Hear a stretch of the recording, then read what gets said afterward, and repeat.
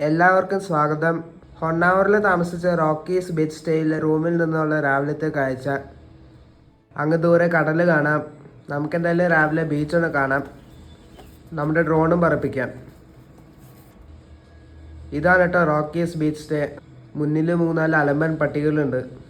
പുതിയ പ്രോപ്പർട്ടിയാണ് കേട്ടോ. ഈ പ്രോപ്പർട്ടിയുടെ ഓണർ അത്യാവശ്യം നല്ല ഇംഗ്ലീഷൊക്കെ അറിയാം. നല്ല ഫ്രണ്ട്ലി ആണ് കേട്ടോ.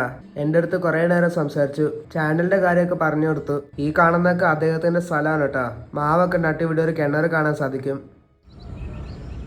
രാത്രി ബീച്ച് സ്റ്റേയിലേക്ക് വഴി കണ്ടപ്പോൾ ഞങ്ങൾക്ക് കുറച്ച് സ്ട്രേഞ്ച് ആയിട്ട് ഫീൽ ചെയ്തു. പക്ഷേ രാവിലെ കണ്ടപ്പോഴാണ് മനസ്സിലായത് നല്ല ലൊക്കേഷനിലാണ് കേട്ടോ സ്ഥിതി ചെയ്യുന്നത്. ഇവിടെ വെള്ളം കെട്ടിയെടുക്കുന്നത് കാണാം.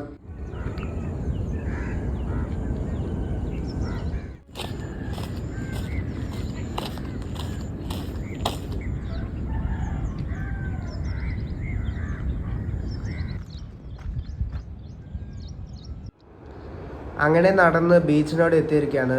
ഹാൽദിപ്പൂർ ബീച്ചാണ് കേട്ടോ കാണുന്നത്. അങ്ങ് ദൂരെ ഒരു ഐലൻഡ് കാണാൻ സാധിക്കും.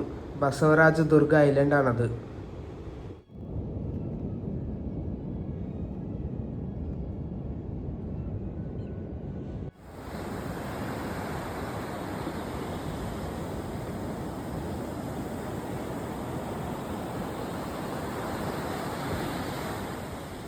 നേരത്തെ പറഞ്ഞതുപോലെ തന്നെ ഇവിടെ നിന്ന് ബസവരാജ ദുർഗ ദ്വീപ് കാണാൻ സാധിക്കും. ആ ദ്വീപിൽ കുറേ ശുദ്ധജല കിണറുകൾ ഉണ്ടെന്ന് അറിയാൻ കഴിഞ്ഞു. ആ ദ്വീപിൻ്റെ ആകെ വിസ്തീർണം എന്ന് പറയുന്നത് 46 ഏക്കറാണ്. 16 17 നൂറ്റാണ്ടിൻ്റെ ഇടയിൽ നിർമ്മിച്ച ഒരു ഹിന്ദു ക്ഷേത്രം അവിടെ കാണാൻ സാധിക്കും. 1590 നിർമ്മിച്ച ബസവരാജ ദുർഗ ഫോർട്ടും അവിടെ ഉണ്ടെന്ന് മനസ്സിലാക്കാൻ സാധിച്ചു.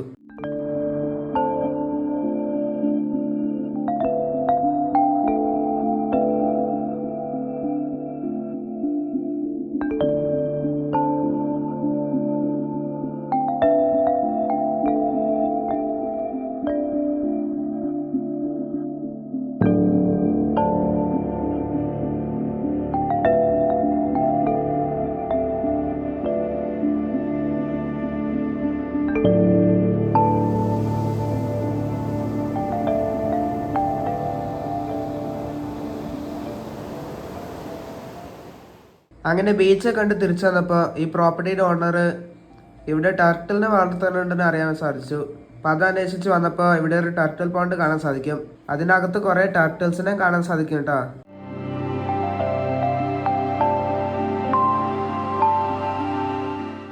അപ്പോൾ അങ്ങനെ ബ്രേക്ക്ഫാസ്റ്റിൻ്റെ ടൈമായി.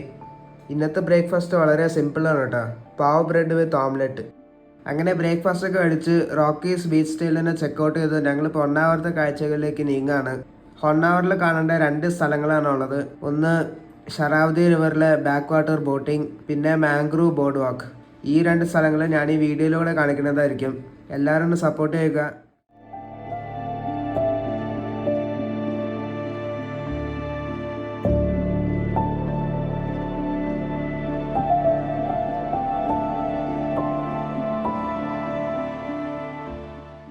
അങ്ങനെ ബോട്ടിങ്ങിന് പോകാൻ വേണ്ടി ഹൊണ്ണാവർ ടൗണിൽ നിന്ന് ലെഫ്റ്റിലേക്ക് തിരികെയാണ്. ഇവിടെ ബോർഡും കാണാൻ സാധിക്കും. അങ്ങനെ കുറച്ച് ദൂരം മുന്നോട്ട് പോയിട്ട് പാർക്കിങ്ങിൻ്റെ അവിടെ എത്തും. നമ്മുടെ വണ്ടി ഇവിടെ പാർക്ക് ചെയ്തു. കുറേ ബോട്ടുകൾ കാണാൻ സാധിക്കും. ശരാവതി പുഴയുടെ കുറുകെ കടന്നു പോണ റെയിൽവേ പാലം കാണാം. എന്തായാലും നമുക്ക് ബോട്ടിംഗ് സ്റ്റാർട്ട് ചെയ്യാം. ഇവിടെ ഒരാൾ 1 മണിക്കൂറത്തേക്ക് 2000 രൂപയാണ് ചാർജ് ചെയ്തത്. ആ 1 മണിക്കൂറത്തെ പാക്കേജിൽ ഇവർ കേരള സ്പോട്ട് കാണിക്കും ബാക്ക് വാട്ടർ ഏരിയയിൽ. പിന്നെ മാംഗ്രൂവ് ഫോറസ്റ്റിന് ഇടയിലും പോകുന്നുണ്ട്. എന്തായാലും അതൊക്കെ നമുക്ക് കാണാം. നല്ല വെയിലുണ്ട്. മേളിൽ കവറിങ് ഉള്ളതുകൊണ്ട് കുഴപ്പമില്ല. പൂച്ചേനെ കൊണ്ടുവന്നിട്ടുണ്ട്. ഈ ചൂടത്ത് പൂച്ച എങ്ങനെ സഹിക്കോ ആവോ. അങ്ങനെ ബോട്ട് റൈഡ് തുടങ്ങിയിരിക്കുകയാണ്. ഈ ബോട്ടിൻ്റെ മുൻഭാഗത്ത് പുല്ലിൻ്റെ ഡിസൈനിലുള്ള കാർപ്പറ്റ് ഇട്ട് പെയിൻ്റ് ഒക്കെ അടിച്ച് കുട്ടപ്പനാക്കിയിട്ടുണ്ട്. എഞ്ചിനിൽ നിന്നുള്ള ശബ്ദം ഭയങ്കര ഉച്ചത്തിലാണ് കേട്ടോ.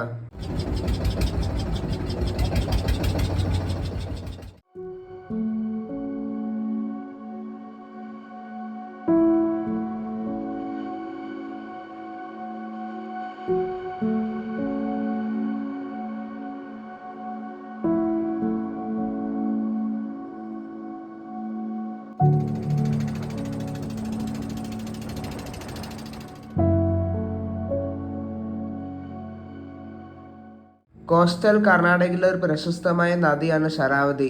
കർണാടകയിലെ ഫേമസ് ജോഗ് ഫോൾസ് ഒക്കെ സ്ഥിതി ചെയ്യുന്ന ഈ നദിയിലാണ്. ആ ശരാവതി റിവറിൽ ബോട്ടിങ്ങിന് മെല്ലെ മെല്ലെ ഒച്ചയും ബഹളം ഉണ്ടാക്കിക്കൊണ്ട് മുന്നോട്ട് പോയിക്കൊണ്ടിരിക്കുക. ഈ ഭാഗത്ത് മാംഗ്രൂവ്സ് കാണാൻ സാധിക്കും.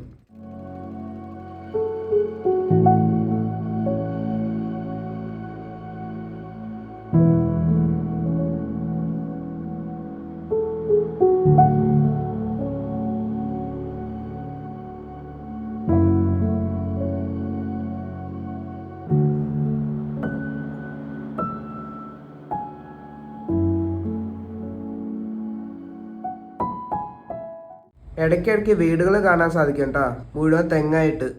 ശരിക്കും ഒരു കേരള ലുക്ക് ഉണ്ട്. ഇടയ്ക്കിടയ്ക്ക് ബോട്ടുകൾ ഇങ്ങനെ കടന്നു പോകുന്നു.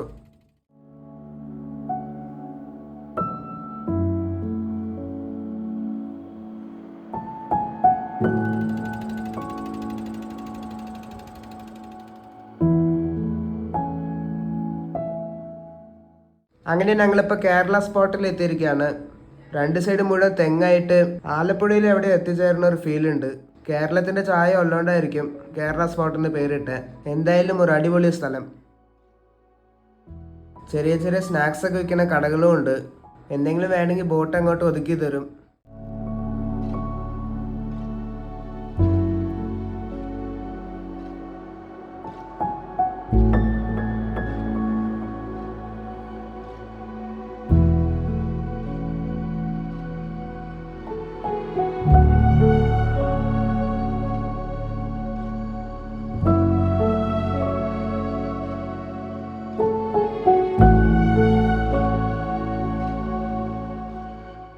ഇവിടെ ഒരു ഫ്ലോട്ടിംഗ് കട കാണാൻ സാധിക്കും. രണ്ട് ബോട്ടിന് മേലിൽ കെട്ടിണ്ടാക്കിയ ഒരു കടയാണത്. ഇവിടെ മറ്റേ സ്നാക്സ് ഐറ്റംസ് ഒക്കെ കിട്ടും.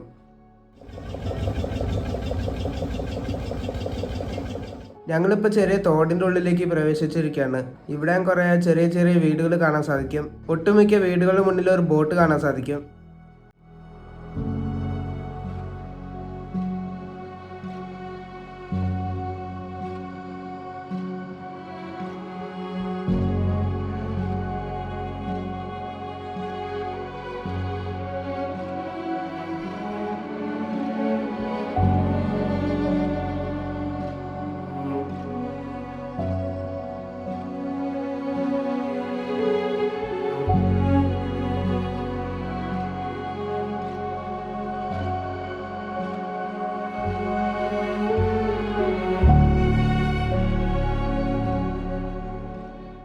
അങ്ങനെ അടുത്ത സ്പോട്ടായ ലോട്ടസ് സ്പോട്ടിൽ എത്തിയിരിക്കുകയാണ്.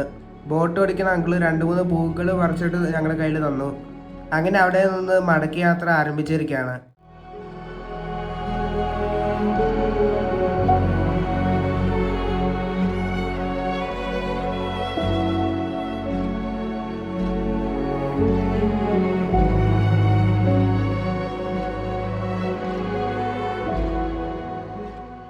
അങ്ങനെ 1 മണിക്കൂർ നീണ്ട ബോട്ട് റൈഡിന് ശേഷം ഞങ്ങളുടെ വണ്ടി പാർക്ക് ചെയ്ത സ്ഥലത്ത് എത്തിയിരിക്കുകയാണ്. ഒരു പള്ളി കാണാം കേട്ടോ.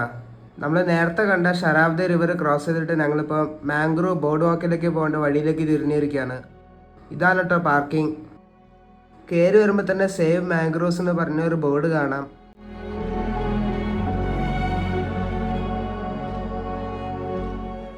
അങ്ങനെ ഒരാൾക്ക് 10 രൂപ കൊടുത്ത് ടിക്കറ്റ് മേടിച്ചിട്ട് അകത്തേക്ക് കയറിയിരിക്കുകയാണ്. ഈ തടി കൊണ്ട് ഉണ്ടാക്കിയ 1.25 കിലോമീറ്റർ നീളമുള്ള നടപ്പാതയാണ് ഈ സ്ഥലത്തിന്റെ ഹൈലൈറ്റ്. മാംഗ്രൂവ് ഫോറസ്റ്റിന്റെ അകത്തുകൂടെയുള്ള നടപ്പാത. ഇവിടെ ഫോട്ടോഷൂട്ടും അവൈലബിൾ ആണ്. അതിന് അഡീഷണൽ ചാർജസ് കൊടുക്കണം.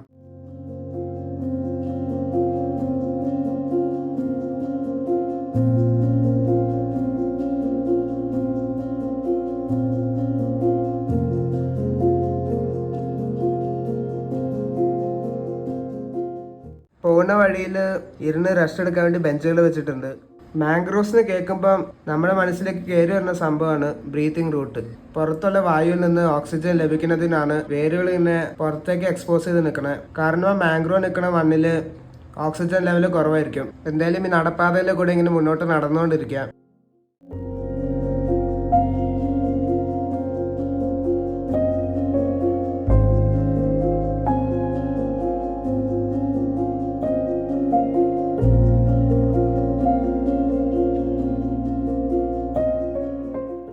ഇവിടെ ഒരു ബോർഡ് കാണാൻ സാധിക്കും.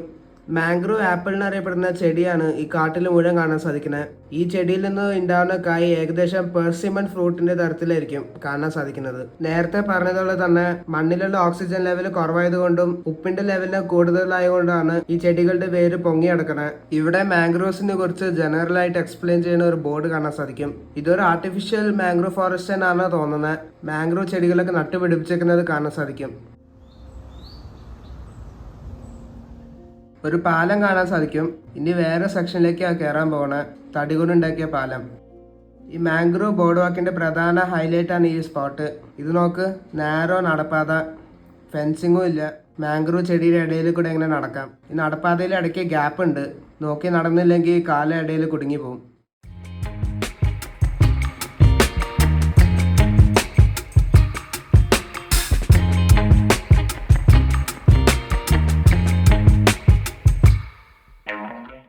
അങ്ങനെ മാംഗ്രൂവ് ഫോറസ്റ്റൊക്കെ കണ്ട് പുറത്തേക്ക് ഇറങ്ങിയിരിക്കുകയാണ്. ഇവിടെ കുറേ കടകളൊക്കെ കാണാൻ പറ്റും. അങ്ങനെ ശരാവതി റിവർ ക്രോസ് ചെയ്ത് ഞങ്ങളിപ്പോൾ ഗോവയിലേക്കുള്ള യാത്ര ആരംഭിച്ചിരിക്കുകയാണ്. ഹൊണ്ണാവറത്തെ കാഴ്ച എല്ലാവർക്കും ഇഷ്ടപ്പെട്ടെന്ന് വിചാരിക്കുന്നു.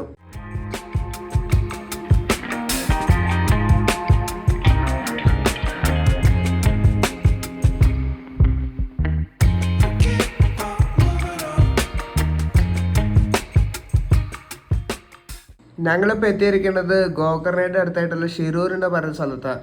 ഈ വർഷം ജൂലൈ 16-ാം തീയതി ഉരുൾപൊട്ടൽ സംഭവിച്ച സ്ഥലമാണിത്.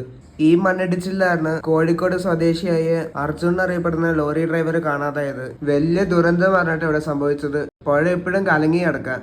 പുഴയുടെ സൈഡിൽ ടെലിഫോൺ ടവറും ലോറിയുടെ ടയറൊക്കെ കാണാൻ സാധിക്കും. ഗംഗാവലി റിവർ ആണ് കേട്ടോ ഇത്.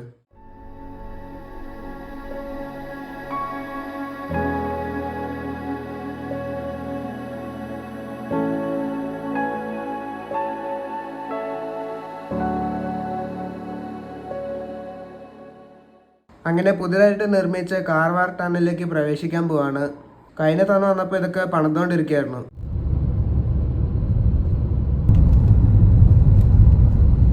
ഇവിടെ 2 ടണലുണ്ട് കേട്ടോ. 2 മല ക്രോസ് ചെയ്യാൻ വേണ്ടി നിർമ്മിച്ച ടണല്. ടണല് കഴിഞ്ഞ ഉടനെ കാർവാർ ടൗണിലേക്ക് എത്തിയിരിക്കുകയാണ്. ടൗണിൻ്റെ മേലിൽ കൂടെ ഉള്ള ഒരു ഫ്ലൈ ഓവറാണ് ഈ കാണുന്നത്.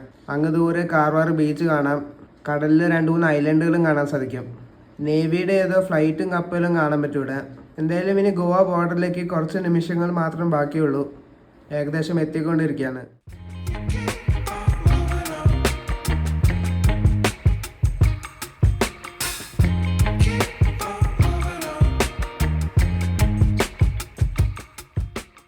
അങ്ങനെ ഞങ്ങളിപ്പോൾ എത്തിയിരിക്കുന്നത് കർണാടക ഗോവ ബോർഡറിലാണ്. വെൽക്കം ടു ഗോവ ബോർഡ് കാണാം. ഭയങ്കര എക്സൈറ്റഡ് ആണ് കേട്ടോ ഗോവയിലേക്ക് പ്രവേശിക്കാൻ വേണ്ടി. ഇന്ത്യയിലെ ഏറ്റവും ചെറിയ സംസ്ഥാനം, പേൾ ഓഫ് ദി ഓറിയന്റിന് വിളിപ്പേരുള്ള ഗോവ.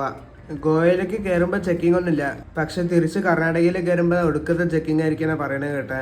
അകത്തേക്ക് കയറുമ്പോൾ തന്നെ വൈൻ ഷോപ്പ്. ഇനി അങ്ങോട്ട് വൈൻ ഷോപ്പുകളുടെ കളിയായിരിക്കും. ഗോവയിൽ അതിന് വില കുറവാണ് പറയണത് കേട്ടെ. പെട്രോളിന് റേറ്റ് കുറവാണ് പറയണത് കേട്ടെ. പെട്രോൾ അടിക്കാനെടുത്ത് നോക്കാം.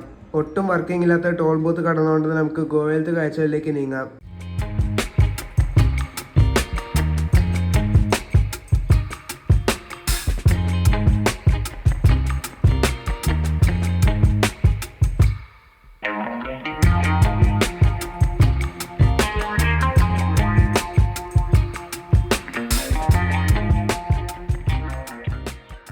റോഡിൻ്റെ 2 സൈഡിലും നെൽപ്പാടങ്ങൾ കാണാൻ സാധിക്കും. മഞ്ഞ കളറായിട്ട് കൊയ്യാൻ വേണ്ടി റെഡിയായി കിടക്കാണ് കേട്ടോ. അങ്ങനെ ഞങ്ങളിപ്പോൾ കർമ്മൽ ഘാട്ട് കയറിക്കൊണ്ടിരിക്കുക. ചെറിയൊരു ഘാട്ട് സെക്ഷൻ.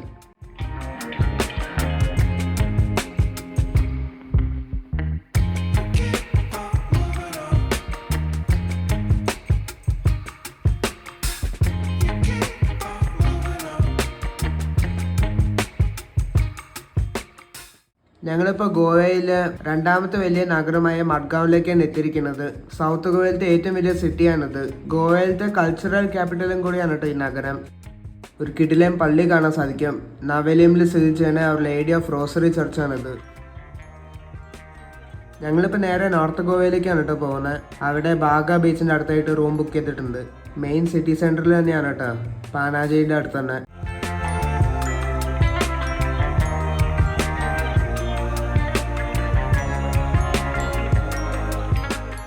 ഈ റൈറ്റ് സൈഡിൽ കാണുന്ന കെട്ടിടം സൗത്ത് ഗോവയിലത്തെ ഡിസ്ട്രിക്ട് ഹോസ്പിറ്റലാണ്. ഇത് നോക്ക്, ഒരു വിൻറ്റേജ് ലുക്കുള്ള ബസ്സിലെ ഗോവൻ സർക്കാരിന്റെ ട്രാൻസ്പോർട്ട് ബസ്സാണത്. ഇങ്ങനത്തെ കുറെ പഴയ ലുക്കുള്ള ബസ്സുകൾ ഇവിടെ കാണാൻ സാധിക്കും. ഇവിടെ നല്ല ട്രാഫിക് ഉണ്ട് കേട്ടോ. മഡ്ഗാൺ വിട്ടപ്പോൾ നല്ല അടിപൊളി ഹൈവേ ആയിട്ടാ. 6 വരി ഹൈവേ. ഡബോളിയം ഇന്റർനാഷണൽ എയർപോർട്ട് എത്താറായി. എയർപോർട്ടിനടുത്ത് യൂഷ്വലി കിഡിലൻ ഹൈവേ ആയിരിക്കില്ല. ബാംഗ്ലൂരും അതേപോലെയല്ലേ.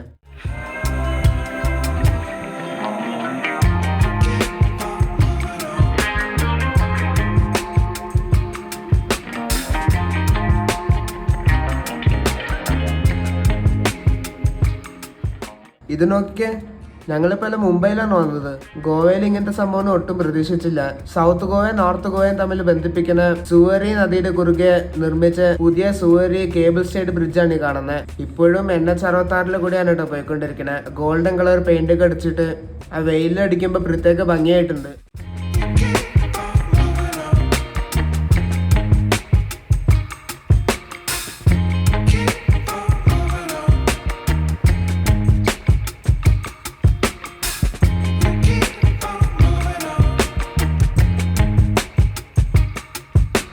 നേരെ മുന്നിൽ കാണുന്നത് ഫുട്ബോൾ ആൻഡ് അത്ലറ്റിക് സ്റ്റേഡിയമാണ്. പാനാജി സിറ്റിയിലേക്ക് എത്തിക്കൊണ്ടിരിക്കുകയാണ് കേട്ടോ. ഓൾഡ് ഗോവയിൽ നിന്നുള്ള ഫ്ലൈ ഓവർ ഇവിടെ നിന്ന് ജോയിൻ ചെയ്യുന്നുണ്ട്. ഓൾഡ് ഗോവയിലാണ് കേട്ടോ മറ്റേ പള്ളികളൊക്കെ സ്ഥിതി ചെയ്യണത്. അതൊക്കെ നമുക്ക് അടുത്ത വീഡിയോയിൽ കാണാം. എന്തായാലും പാനാജി എത്താറായപ്പോൾ റോഡൊക്കെ അടിപൊളിയായിട്ടുണ്ട്. ഞങ്ങളിപ്പോൾ വേറെ പാലത്തിലേക്ക് കയറിയിരിക്കുകയാണ്. മാൻഡോവി റിവർ ക്രോസ് ചെയ്യാൻ വേണ്ടിയിട്ടുള്ള പാലമാണത്. സുവരി നദി മാൻഡോവി നദിയുടെ ഇടയിൽ സ്ഥിതി ചെയ്യുന്ന ഒരു സിറ്റിയാണ് പാനാജി. ഇവിടെ ഒരു കേബിൾ സ്റ്റേഡ് ബ്രിഡ്ജ് കാണാൻ സാധിക്കും.